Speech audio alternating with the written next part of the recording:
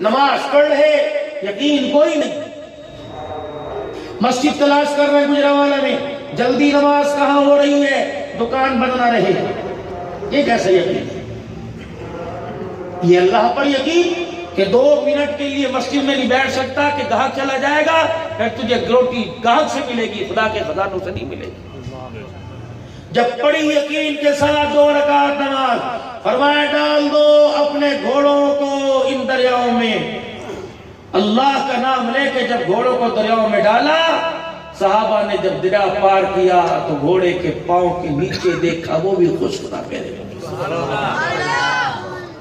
جناب مدنی کریم صلی اللہ تعالیٰ علیہ وسلم کا ایک صحابی اپنی سواری کو واپس موڑتا ہے اور دریا کے کنارے کو دیکھ کر، دریا کے پانی کو دیکھ کے رونے لگ جاتا ہے۔ جناب سیدنا سعد بن وقاص رضی اللہ تعالیٰ عنہ اپنی سواری موڑ کے لائے اور کہنے لگے اللہ کے بندے کیا بنی؟ کہنے لگے سعد میرا پتھر کا یا لکڑی کا پیالہ اس پانی کے اندر گر گیا۔ صحابہ اکرام پریشان ہے کہ لکڑی کے پیالے پہ اتنا کیوں رو رہا ہے؟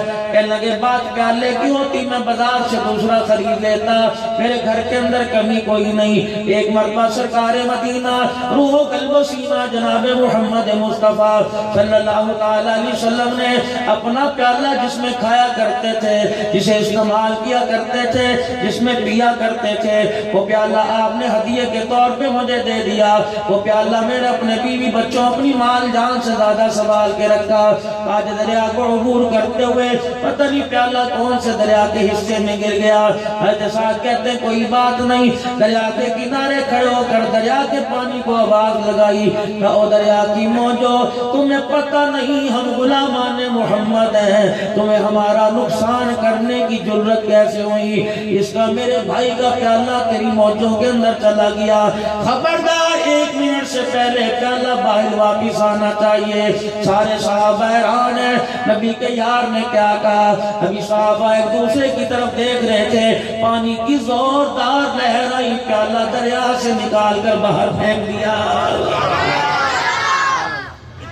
اندر ایمان کی طاقت ہونی چاہیے بھائی۔ گھر میں تشریف لائے گا کچھ کھانے کو ہے کوئی نہیں، کوئی دھندا تلاش نہ کیا، کوئی کاروبار تلاش نہ کیا، مسجد میں جا کے 2 رکعت صلاۃ الحاجت پڑھ کے آئے، کا کچھ آیا کا میاں چولہا ٹھنڈے کا ٹھنڈا، برتن خالی ہے، دوبارہ مسجد میں گئے، وضو کیا، 2 رکعت صلاۃ الحاجت پڑھ کے آ گئے، کا کچھ آیا کا جو کا تم ہے، تیسری مرتبہ 2 رکعت صلاۃ الحاجت پڑھ کے آئے، اللہ اکبر، گھر دیکھا جو کونے میں ایک چکی پڑی ہوئی تھی خود بخود چل رہی ہے، اس میں سے آٹا نکل رہا ہے، ایک برتن بھر گیا، دوسرا بھر گیا، تیسرا بھر گیا، گھر کے برتن سارے بھر گئے لیکن آٹا نکلتا جا رہا ہے۔ چکی کا پاٹ اٹھایا، ایک دانہ گندم کا نکلا، ایک دانہ میرے عزیزوں اس وقت جو کا نکلا، اٹھا کے رحمت دو عالم صلی اللہ تعالیٰ علیہ وسلم کے پاس لے گئے۔ عرض کیا اللہ کے نبی گھر میں کھانے کو نہیں تھا، آپ کا بتایا وہ عمل میں نے صلاۃ الحاجت کا کیا، میں نے پہلی مرتبہ نفل پڑھے، میں نے کہا لگتا ہے میرے وضو میں کمی ہے، دوسری مرتبہ نفل پڑھے پھر کچھ نہ ملا، میں سمجھا میری نماز کے سجدوں میں کمی آ گئی، تیسری مرتبہ میں نماز پڑھتے پڑھتے رو گیا کہ الہ العالمین جو میرے اختیار میں تھا میں نے کر دیا، جو تیرے اختیار میں تو کر دے۔ جب میں صلاۃ الحاجت پڑھ کے گھر آیا تو چکی خود بخود چل رہی تھی، اتنا آٹا نکلا کہ میرے گھر کے سارے برتن بھر گئے۔ کملی والے میں نے چکی کا پاٹ اٹھایا، پتھر اٹھایا، ایک دانہ نکلا، نبوت کی آنکھوں میں آنسو آ گئے، فرمایا اللہ نے تجھے یہ تیرے سجدوں کی برکت سے عطا فرمایا۔ میرے اللہ کے بندے اور میرے پیارے صحابی، قسم اس رب کی جس کے قبضے میں میری جان ہے، اگر تو اس کا پاٹ نہ اٹھاتا، اگر یہ پاٹ پتھر پہ پڑا رہتا، قیامت آ جاتی، چکی خود بخود چلتی رہتی، آتا خود بخود نکلتا رہتا۔ جب یقین اندر بنے گا، اس یقین کے لیے کیا کرنا پڑے گا؟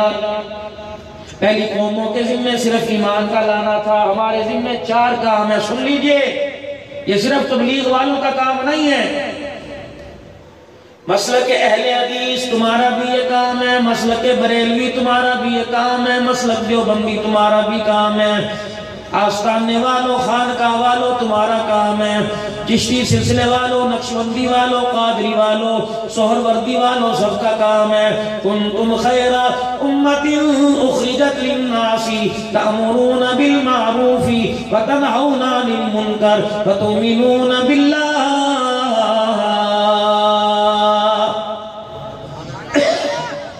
بریلوی مسلک کا ترجمہ پڑھ کے دیکھ لو، دیوبندی مسلک کا ترجمہ پڑھ کے دیکھ لو، اہل حدیث مسلک کا ترجمہ پڑھ کے دیکھ لو، خدا کی قسم وہی تمہیں ترجمہ ملے گا جو امام الانبیاء صلی اللہ تعالی علیہ وسلم نے اپنے یاروں کو کر کے بتلایا کہ خیر کے کام کے لیے اس پیاری امت کو چنا گیا، جو نکلی گئی نکالی گئی ہے، کیا کرے گی؟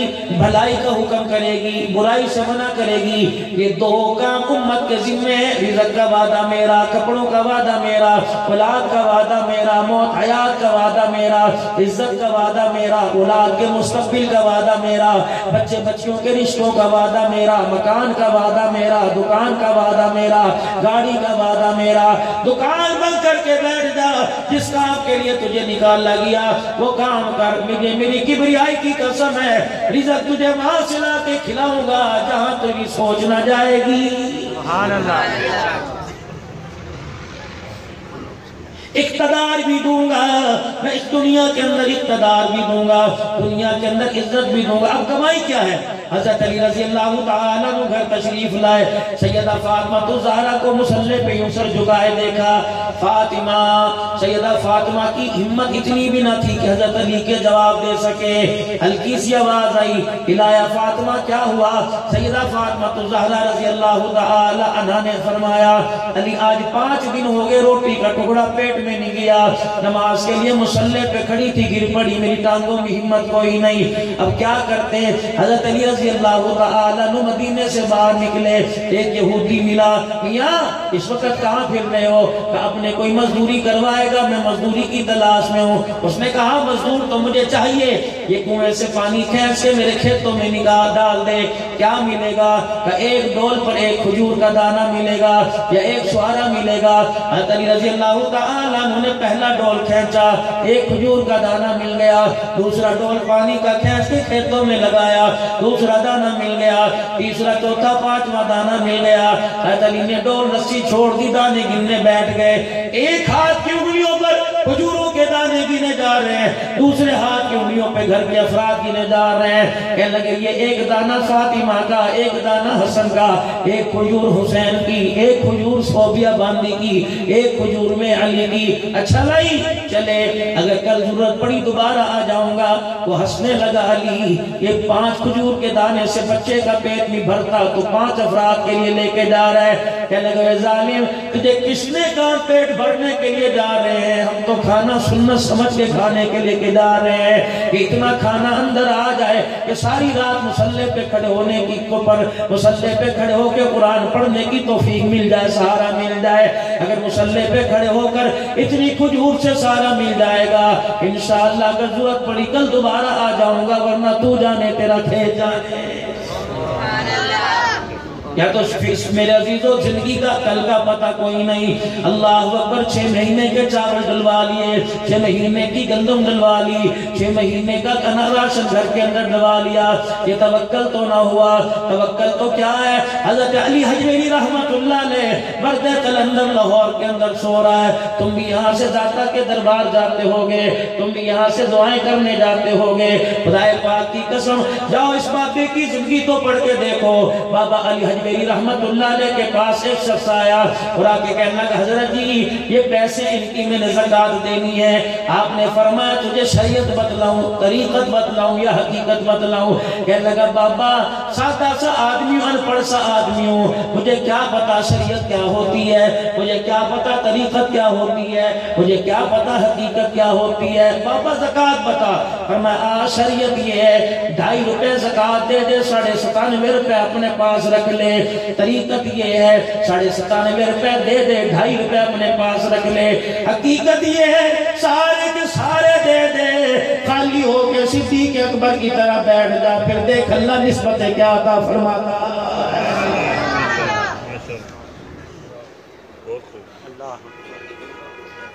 سب کچھ دے دے۔